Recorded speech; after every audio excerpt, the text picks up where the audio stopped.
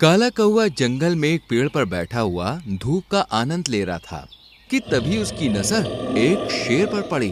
काला कौवा उस शेर को देखकर अपने आप से बोला, ये तो किसी दूसरे जंगल का शेर मालूम होता है, मगर ये यहाँ पे क्या कर रहा है? मुझे महाराज को इसकी सूचना देनी चाहिए। काला कौवा तुरंत ही उड़ते हुए अपने जंगल के शेर राजा के पास जाकर बोला, महाराज, हमारे जंगल में दूसरे जंगल का शेर घूम रहा है। मुझे उसके इरादे कुछ सही नहीं लग रहा है। ये सुनकर शेर राजा क्रोधित होकर बोला, दूसरे जंगल के शेर की इतनी हिम्मत कि वो मेरे जंगल में घूम रहा है, मैं उसे छोड़ूंगा नहीं। बताओ कहां पर है वो? काला कौवा शेर राजा को उस स्थान पर ले गया जहां पर उसने दूसरे जंगल का शेर देखा था, मगर वहां पर कोई नहीं था। शेर राजा कौवे की ओर देखकर बोला, तुम तो कह रहे थे कि यहाँ पर दूसरे जंगल का शेर है, मगर यहाँ तो मुझे कोई भी दिखाई नहीं दे रहा है। महाराज, मैंने अपनी आंखों से देखा था। काले कौवे की बात सुनकर शेर राजा ने उस जगह का एक एक कोना छान मारा, मगर उसे कोई दिखाई नहीं दिया। तभी वहां पर एक सुंदर दिखने वाला तोता उड़ते हुए आकर शेर राजा से बोला, महाराज की जय हो। कौन हो तुम? मेरा नाम पोपट है महाराज। मैं इस जंगल से गुजर रहा था कि तभी मैंने देखा कि यहाँ पर एक बड़ा ही भयानक दिखने वाला भेड़िया टहल रहा है। मुझे लगा कि इसकी सूचना सबसे पहले आपको देनी चाहिए, क्योंकि आप जंगल के महाराज हैं। कहाँ है वो भेड़िया? आइए मेरे साथ। तोता शेर राजा को घनी झाड़ियों में ले गया जहाँ पर एक काला भेड़िया छुपा हुआ था। शेर राजा भेड़िए की ओर देखकर बोला, कौन है रे तू और यहाँ पर क्या कर रहा है तू? मगर भेड़िया शेर राजा को देखकर दुम दबा के भाग गया। शेर राजा तोते की ओर देखकर बोले, तुमने तो बिल्कुल सही सही बताया, और मेरा एक सलाहकार काला कौवा है जिसने मुझे बेवजह परेशान किया। मैं आपकी बात का मतलब नहीं समझा महाराज। मेरा सलाहकार एक मूर्ख काला कौवा बोल रहा था कि उसने यहाँ पर दूसरे जंगल का शेर देखा है, मगर यहाँ पर तो मुझे कोई भी शेर दिखाई नहीं दिया। तोता काले कौवे का मजाक उड़ाते हुए शेर राजा से बोला, महाराज, सबसे पहले तो आपको अपने सलाहकार को बदल देना चाहिए। आपको एक दूसरा सलाहकार चुनना चाहिए जो कि देखने में सुंदर भी हो और सच्चा भी हो। तुम तो बातें बहुत अच्छी करते हो पोपट, और तुम सुंदर भी हो। तुम मुझे अच्छे लगे। आज से तुम ही मेरे सलाहकार हो। इतना बोलकर शेर राजा काले कौवे की ओर देखकर बोला, और सुनो काले कौवे, आइंदा मेरी गुफा के आसपास भटकने की कोशिश भी की तो तुम्हें जंगल से धक्के देकर बाहर निकाल दूंगा, समझे? इतना बोलकर शेर तोते से बोला, आज से तुम मेरे सलाहकार हो, इसलिए तुम्हें इस जंगल में खास सम्मान दिया जाएगा। शेर राजा तोते के साथ वहां से चला गया और काला कौवा बेचारा मुंह लटकाकर अपने घर पर चला गया और अपने घर के बाहर उदास बैठ गया। मीनू मौसी और रानू चिड़िया वहां से गुजर रही थी। काले कौवे को उदास देखकर वो दोनों काले कौवे के पास आ गईं।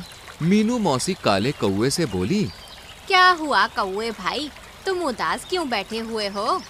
मीनू मौसी सही कह रही है कौवे भाई, तुम तो हमेशा हंसते गाते रहते थे और गुनगुनाते रहते थे और जंगल में हर जगह महाराज की तारीफ के गुणगान करते रहते थे। तुम्हें इस तरह से पहले उदास कभी नहीं देखा। काला कौवा मीनू मौसी और रानू चिड़िया को सारी घटना बताते हुए बोला, मेरी बात का विश्वास करो, मैंने अपनी आंखों से उस जगह पर किसी दूसरे शेर को देखा था, मगर महाराज ने मेरी बात पर विश्वास नहीं किया, बल्कि उस तोते की बात में आकर मुझे अपमानित भी किया और मुझे सलाहकार के पद से भी हटा दिया। मैंने महाराज की अब तक कितनी सेवा की, क्या मुझे महाराज की सेवा का ये फल मिलना चाहिए था? काले कौवे की बात सुनकर मीनू मौसी मुस्कुराती हुई बोली, कौवे भाई, अपना दिल छोटा मत करो। तुमने वो कहावत तो सुनी होगी, कर्म कर फल की इच्छा मत कर। मैं और रानू चिड़िया महाराज से बात करेंगे और उन्हें समझाने का प्रयास करेंगे। मीनू मौसी और रानू चिड़िया शेर राजा के पास पहुंच गईं। मीनू मौसी और रानू चिड़िया को देखकर पोपट तोता शेर राजा से बोला, महाराज, मेरी समझ में नहीं आता कि आप जंगल के शेर हैं या किसी चिड़िया घर के। तोते की बात सुनकर शेर राजा बुरी तरह से चौंकते हुए बोला, क्या हुआ पोपट, मुझसे कोई गलती हो गई क्या? तोता मीनू मौसी और रानू चिड़िया की ओर देखकर शेर राजा से बोला, जब मैं दूसरे जंगल में रहता था महाराज, तो मैंने देखा कि वहां के शेरों से शक्तिशाली जानवर मिलने के लिए आया करते थे और उनके सामने अपना सर झुकाया करते थे, मगर मैंने अभी तक आपकी गुफा में आपकी बराबरी का कोई भी आता हुआ नहीं देखा। अब आप ही बताइए कि इन मामूली चिड़िया का आपकी गुफा में क्या काम है? ये सुनकर रानू चिड़िया क्रोधित होकर बोली, अपनी हद में रहो आवारा तोते, तुम तो इस जंगल के भी नहीं हो। हमारे जंगल के महाराज और जंगल के राजाओं की तरह घमंडी नहीं है। वो सभी पक्षियों और प्राणी को बराबर का समझते हैं। यही बात तो मैं महाराज को समझाने का प्रयास कर रहा हूँ। क्या वह जंगल के महाराज हैं, इसलिए जंगल के छोटे मोटे प्राणी महाराज के बराबर नहीं हो सकते। पोपट तोते की बात सुनकर शेर राजा गहरी सोच में डूबते हुए बोला, ये तो तुमने बिल्कुल सही कहा, ये तो मैंने कभी सोचा ही नहीं। खैर, हम इस बारे में बाद में बात करेंगे। पहले हम इन पिद्दी चिड़ियों की खबर लेते हैं कि ये यहाँ पर क्यों आई हैं। शेर राजा के मुंह से ये शब्द सुनकर रानू चिड़िया क्रोधित होकर शेर राजा से बोली, महाराज, आपको दूसरे जंगल के पक्षियों की बातों में आकर अपने जंगल के पक्षियों का अपमान नहीं करना चाहिए। पूरे समय में अपने ही काम आते हैं। इस जैसे आवारा पोपट तोते तो मुंह छुपाकर भाग जाते हैं।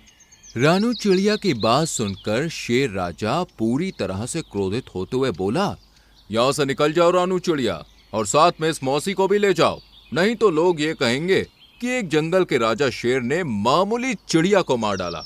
मेरी प्रजाति का नाम खराब हो जाएगा। निकल जाओ यहाँ से। रानू चिड़िया और मीनू मौसी मुंह लटकाकर वहां से निकल गई। शेर राजा तोते से बोला, मेरे दोस्त पोपट, अब तो मेरा व्यवहार तुम्हें शेरों जैसा लगा? हाँ, अब मुझे लगा कि मैं एक असली शेर का सलाहकार हूँ। रानू चिड़िया गुस्से से एक पेड़ पर जाकर बैठ गई। मीनू मौसी रानू चिड़िया से बोली, अपना दिल छोटा मत करो रानू। महाराज अपने आप को समझते क्या हैं? उन्हें कोई अधिकार नहीं सामने वाले को अपमानित करने का। समय का इंतजार करो रानू, महाराज को सब समझ आ जाएगा। कुछ दिन ऐसे ही बीत गए। पोपट तोते ने शेर राजा के दिल में अच्छी खासी जगह बना ली थी। वो दिन भर शेर राजा के गुणगान करता रहता है और शेर राजा अपनी ही तारीफ सुनकर खुश होता रहता है। एक दिन की बात है, शेर राजा अपने सलाहकार पोपट तोते के साथ जंगल में टहल रहा था कि तभी अचानक झाड़ियों से एक खूंखार शेर निकलकर शेर राजा के सामने आकर खड़ा होकर बोला, ना जाने मैं कब से इस मौके की तलाश में था मूर्ख शेर, आज मौका मिल गया। अब मैं तुझे मारकर इस सारे जंगल पर कब्जा कर लूंगा और जंगल के सारे प्राणियों को खा जाऊंगा। शेर राजा क्रोधित होकर खूंखार शेर से बोला, तुझे क्या लगता है कि तू मुझे ऐसे ही हरा देगा? अरे मुझे हराना इतना आसान काम नहीं है। शेर राजा की बात सुनकर खूंखार शेर हंसने लगा। तभी झाड़ियों से दो भेड़िए निकलकर खूंखार शेर के बगल में खड़े हो गए। खूंखार शेर शेर राजा से बोला, मैं यहाँ पर तुझसे अकेले मुकाबला करने नहीं आया हूँ, क्योंकि मैं तेरी तरह मूर्ख नहीं हूँ। अरे मेरे साथ साथ मेरे ये दो वफादार भेड़िए भी हैं जो तुझे चीर फाड़ कर रख देंगे। शेर राजा तुरंत पोपट तोते से बोला, पोपट, जल्दी से जाकर मेरे दोस्तों को खबर दो, उनसे कहो कि उनके राजा की जान खतरे में है। पोपट उस खूंखार शेर को बुरी तरह से देखकर डर गया।